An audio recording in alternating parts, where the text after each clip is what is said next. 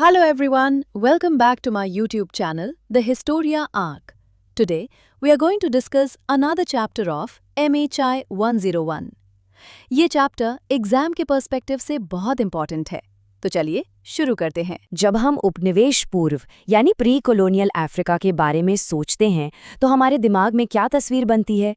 शायद एक ऐसे महाद्वीप की जो थोड़ा पिछड़ा हुआ था, बाकी दुनिया से कटा हुआ। लेकिन सच कहूं तो ये तस्वीर न सिर्फ अधूरी है बल्कि काफी हद तक गलत भी है। तो चलिए आज इसी धारणा को तोड़ते हैं और उन अद्भुत सभ्यताओं की कहानी में उतरते हैं जो यहाँ हजारों साल से फल फूल रही थी। पता है, सदियों तक दुनिया को यही कहानी सुनाई गई। ये वो औपनिवेशिक नजरिया था जिसने अफ्रीका के असली, गहरे और जटिल इतिहास को पूरी तरह से ढक दिया। इसकी जगह एक बहुत ही आसान लेकिन बिल्कुल गलत कहानी थोप दी गई। एक तरह से इसने एक पूरे महाद्वीप की विरासत को ही मिटाने का काम किया। तो अब वक्त है इस पुरानी सोच को पीछे छोड़ने का, क्योंकि जो ऐतिहासिक सबूत हैं वो एक बिल्कुल अलग कहानी सुनाते हैं। एक ऐसी कहानी जो कहीं ज्यादा जटिल और दिलचस्प है। ये उन एडवांस समाजों की कहानी है जिनकी अपनी सरकारें थीं, अपनी अर्थव्यवस्थाएं थीं और अपनी एक अनोखी संस्कृति थी। तो चलिए इस सफर पर निकलते हैं। हमारी ये यात्रा शुरू होती है नॉर्थ अफ्रीका से, मिस्र की उस जानी पहचानी धरती से। एक ऐसी सभ्यता जो हर तरह से अफ्रीकी थी।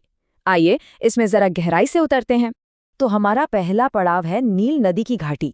ये सिर्फ एक जगह नहीं है बल्कि उस महान सभ्यता की जन्मभूमि है जो हजारों सालों तक फली फूली और जिसने इतिहास पर अपनी एक ऐसी छाप छोड़ी जिसे आज भी हम देख सकते हैं। अब जरा इस टाइमलाइन पर गौर कीजिए। हम यहाँ 100 या 200 साल की बात नहीं कर रहे हैं, नहीं। ओल्ड किंगडम, मिडिल किंगडम और न्यू किंगडम, ये तीनों मिलकर लगभग 3000 साल तक चले। ये स्टेबिलिटी, ये निरंतरता वाकई में हैरान करने वाली है। मिस्र के समाज का केंद्र था फिरौन, पर वो सिर्फ एक राजा नहीं था। उसे धरती पर एक देवता का प्रतिनिधि माना जाता था और उसकी सबसे बड़ी जिम्मेदारी थी मात को बनाए रखना। अब ये मात क्या है? आसान भाषा में कहें तो दुनिया का बैलेंस, न्याय और सच्चाई। इसी संतुलन पर तो पूरा साम्राज्य टिका हुआ था। जाहिर है इतना बड़ा साम्राज्य कोई एक इंसान तो चला नहीं सकता था। ये सिस्टम कमाल का ऑर्गेनाइज्ड था। फिरौन की मदद के लिए एक पूरी की पूरी ब्यूरोक्रेसी थी। वजीर था जो प्रधानमंत्री जैसा था, शास्त्री थे जो सारा हिसाब किताब रखते थे, और तो और पुजारी सिर्फ धार्मिक काम नहीं बल्कि एडमिनिस्ट्रेटिव काम भी देखते थे। पूरा साम्राज्य प्रांतों में बटा था ताकि शासन चलाना आसान हो। तो ये तो हुई नॉर्थ की बात। अब चलिए थोड़ा और अंदर चलते हैं, पश्चिम अफ्रीका की तरफ। यहाँ हमें शक्तिशाली और बेहद अमीर राजतंत्र मिलेंगे जिनकी कहानी सोने और व्यापार के इर्द गिर्द घूमती है। अब हम सहारा के ठीक दक्षिण में उस इलाके में हैं जो एक जमाने में बहुत बड़े ट्रेड रूट्स का सेंटर था। जरा सोचिए, एक तरफ से सोना और हाथी दांत आ रहा है तो दूसरी तरफ से नमक और दूसरा सामान जा रहा है, और इसी व्यापार पर बने घाना, माली और सोंघाई जैसे महान साम्राज्य। तो सवाल ये है कि इन साम्राज्यों की ताकत का राज क्या था? जवाब सीधा है, व्यापार। दक्षिण से सोना और हाथीदांत जैसी कीमती चीजें उत्तर जाती थीं और बदले में उत्तर से आता था नमक।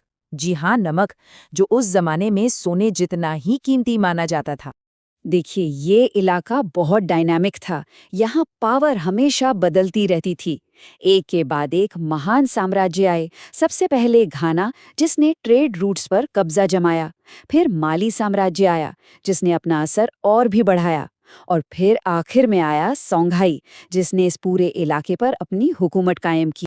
और एक बात समझना बहुत जरूरी है कि ये सिर्फ व्यापार के अड्डे नहीं थे, नहीं, ये पूरी तरह से विकसित कॉम्प्लेक्स राज्य थे। यहाँ भी मिस्र की तरह राजा को देवता का दर्जा दिया जाता था और उनके नीचे कई शासक काम करते थे। कुंभी साले जैसे शहर तो उस जमाने के हलचल भरे अर्बन सेंटर्स थे। चलिए अब इस यात्रा के आखिरी पड़ाव पर चलते हैं, साउथ अफ्रीका। यहाँ हमें एक बिल्कुल ही अलग तरह का समाज देखने को मिलेगा। एक ऐसा समाज जिसकी नींव जमीन या सोने पर नहीं बल्कि मवेशियों और रिश्तेदारी पर टिकी थी। हमारा ये सफर अब हमें दक्षिण में गुनी और सोथोत्स्वाना लोगों के बीच ले आया है। यहाँ समाज का पूरा ताना बाना एक बिल्कुल अलग चीज के इर्द गिर्द बुना गया था जो इस इलाके की अपनी खास पहचान थी। ये कहावत सुनिए, मवेशी एक मोसोथो का बैंक है। ये एक लाइन ही सब कुछ बयां कर देती है। दक्षिण अफ्रीका के इन समाजों में मवेशी मतलब गाय बैल सिर्फ जानवर नहीं थे, वो दौलत थे, वो स्टेटस थे, वो पावर थे, मतलब सब कुछ उन्हीं से था। और इसी सिस्टम का एक बहुत अहम हिस्सा था वधू धन की प्रथा। ये सिर्फ कोई रस्म नहीं थी, बल्कि एक तरह का सोशल और इकोनॉमिक कॉन्ट्रैक्ट था। मतलब शादी के वक्त लड़के का परिवार लड़की के परिवार को मवेशी देता था। ये एक तरह से उस परिवार को होने वाले नुकसान की भरपाई थी, और इससे दोनों परिवारों में एक मजबूत रिश्ता भी कायम होता था। और इस सिस्टम का समाज पर बहुत गहरा असर था। एक कहावत थी, मवेशी बच्चे पैदा करते हैं। इसका मतलब था कि जिसके पास जितने ज्यादा मवेशी होंगे वो उतनी ज्यादा शादियां कर सकता है, उसका परिवार उतना ही बड़ा होगा और समाज में उसका रुतबा भी उतना ही ज्यादा होगा। पूरा सोशल स्ट्रक्चर इसी पर टिका था। जैसा कि हम यहाँ देख सकते हैं, समाज में कामों का बंटवारा भी एकदम साफ था। एक तरफ पुरुष थे जो मवेशियों की देखभाल, व्यापार और राजनीति जैसे बाहरी काम संभालते थे, तो वहीं दूसरी तरफ महिलाएं जो खेती बाड़ी से लेकर घर चलाने और बच्चों की परवरिश तक की लगभग सारी जिम्मेदारियां उठाती थीं। समाज को चलाने के लिए दोनों की ही भूमिकाएं बहुत अहम थीं।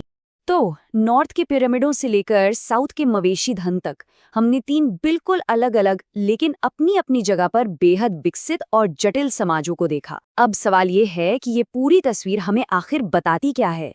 इस पूरी यात्रा का सार ये है कि उपनिवेश पूर्व अफ्रीका कोई एक जैसी पिछड़ी हुई जगह नहीं थी, बिल्कुल नहीं। मिस्र के दिव्य राजशाही से लेकर माली के व्यापारिक साम्राज्यों और दक्षिण के मवेशी धन पर आधारित समाजों तक, ये एक ऐसा महाद्वीप था जो इनोवेशन, संगठन और संस्कृति से भरा हुआ था, विविधताओं से भरपूर।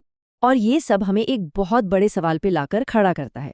हमने तो बस इतिहास की सतह को थोड़ा सा खुरचा है। अगर अफ्रीका में ये महान और जटिल सभ्यताएं मौजूद थीं, तो जरा सोचिए, दुनिया भर में और कितने ऐसे अनसुने और अनकहे इतिहास हैं जो बस अपने खोजे जाने का इंतजार कर रहे हैं। Thank you for watching.